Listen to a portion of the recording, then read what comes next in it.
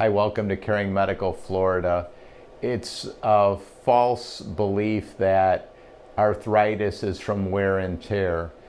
I've probably done over 100 marathons. I've completed the Ironman triathlon 5 times.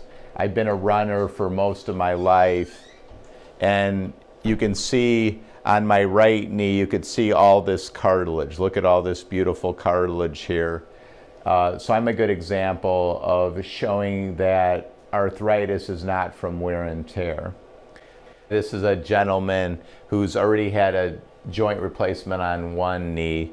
This is his non-joint replacement knee. He's trying to avoid getting a joint replacement.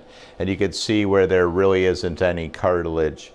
And if we look at his knee,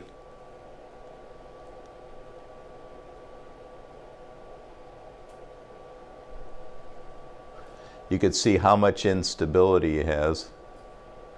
Just an enormous amount of instability. See that there?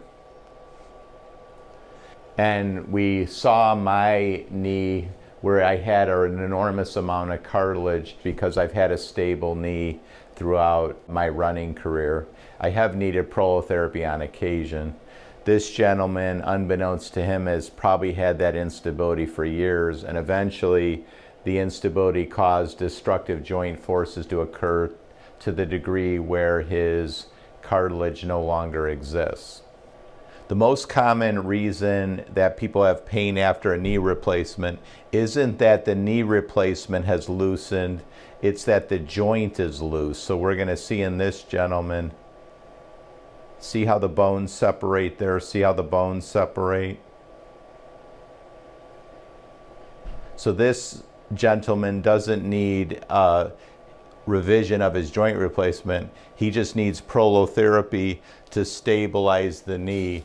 The ligament attachments have to be tightened, and that's what he needs in his other knee to prevent that knee from needing a joint replacement.